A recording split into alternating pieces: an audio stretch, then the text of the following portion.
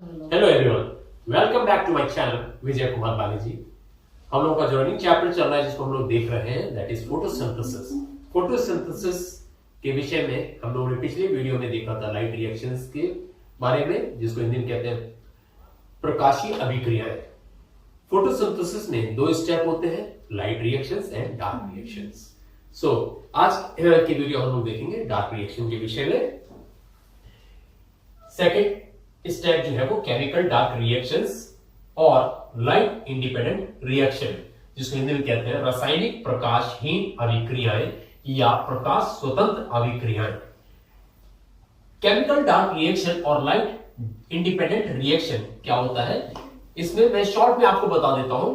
इसमें carbon dioxide का fixation होता है, दैट मींस कि कार्बन डाइऑक्साइड से कौन कौन से कंपाउंड बन रहे हैं कार्बन डाइऑक्साइड के फिक्सेशन से, और किस सेल के किस पार्ट में ये कार्बन डाइऑक्साइड फिक्सेशन होता है। सो अलग अलग साइंटिस्ट ने अलग अलग तरीके से कार्बन डाइऑक्साइड फिक्सेशन के विषय में बताया है और उन्हीं के आधार पर उनका नाम भी पड़ा है।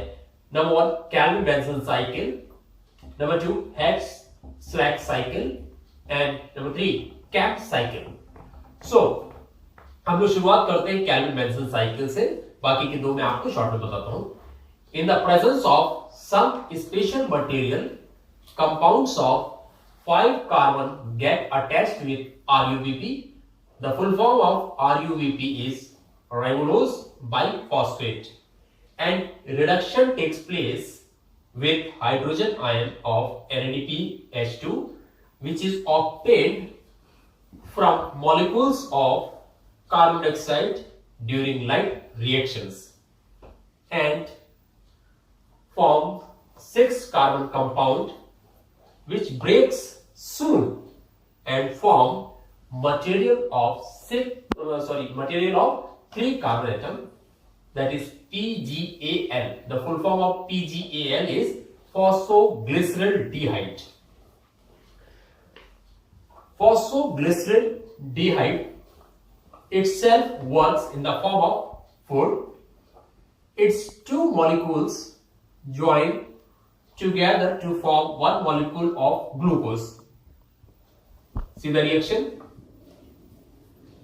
Two molecules of phosphoglycerin form one molecule of glucose. The third step is from glucose, other types of all food materials like protein, fat, starch, etc. constructed inside the plant.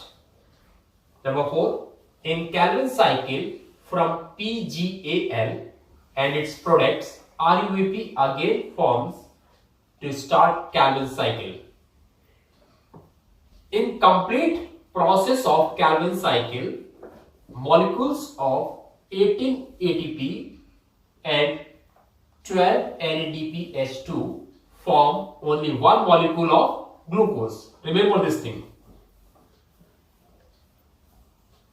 See the reaction? 6 carbon dioxide plus 18 ATP plus 12 NADPH2 gives one molecule of glucose, that is glucose plus water plus 12 NADP plus 18 ADP plus 18 IP. IP means inorganic phosphate.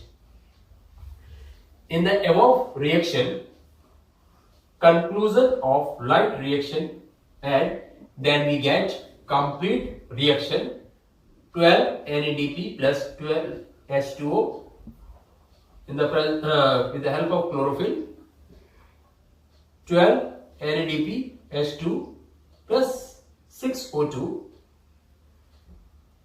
18 ADP plus 18 IP, chlorophyll, 18 ATP. This reaction comes from photoact 1 and photoact 2.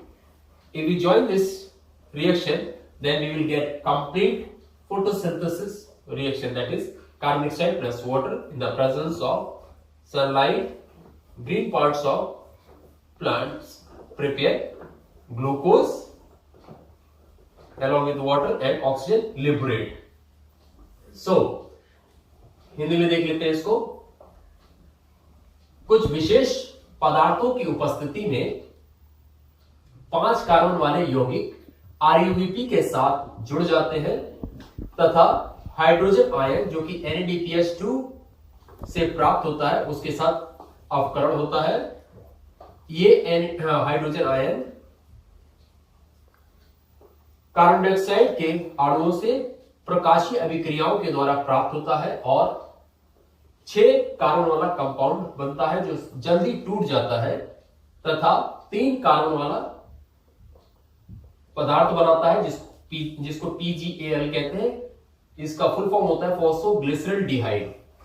PgAl खुद खाद्य पदार्थ के रूप में काम करता है। इसके 2 अणु मिलकर एक अणु ग्लूकोज का बनाते हैं। रिएक्शन में देख लीजिएगा यहां पर ग्लूकोज से ही बाकी खाद्य पदार्थ जैसे कि प्रोटीन, वसा, मंड इत्यादि पौधे के अंदर बनते हैं। कैल्विन साइकिल के PgAl और उसके उत्पादों से RUBP फिर से बन जाता है और कैल्विन साइकिल को फिर से स्टार्ट कर देता है। इस कंप्लीट कैल्विन चक्र में 18 ATP के अणु तथा 12 NADPH2 के अणु मिलकर एक अणु ग्लूकोज का बनाते हैं और इस समीकरण को प्राप्त कर पाते हैं। यहां पर देख लीजिएगा जो मैंने इंग्लिश में भी बताया था।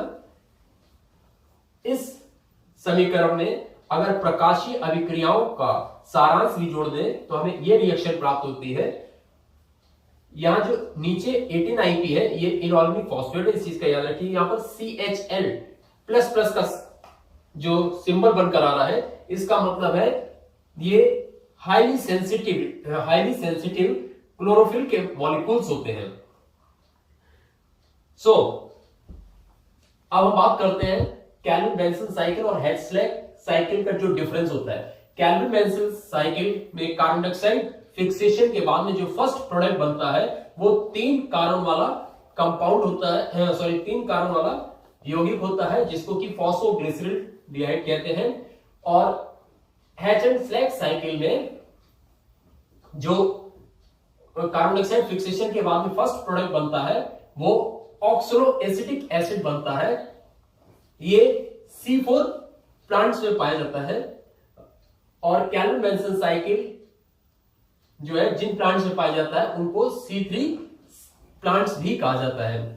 कैम्प साइकिल जो है ये जनरली उन प्लांट्स में पाया जाता है जहां पर वाटर अवेलेबिलिटी बहुत कम होती है, जैसे कि कैक्टस। कैम्प का फुल फॉर्म होता है क्रेसुलेशन एसिड मेटाबॉलिज्म। ये क्रेसुलेसी फैमिली के प्लांट्स में पाया जाता है। ये डिफरेंस है कैल्विन बेंसन साइकिल में जो फर्स्ट कार्बन डाइऑक्साइड फिक्सेशन के बाद प्रोडक्ट बनता है दैट इज फॉस्फोग्लिसरॉल्डिहाइड, और हेल्सलैक साइकिल में जो first product carbon dioxide fixation के बाद बनता है दैट इज ऑक्सलो-एसिटिक एसिड। ये 4 कार्बन वाला होता है।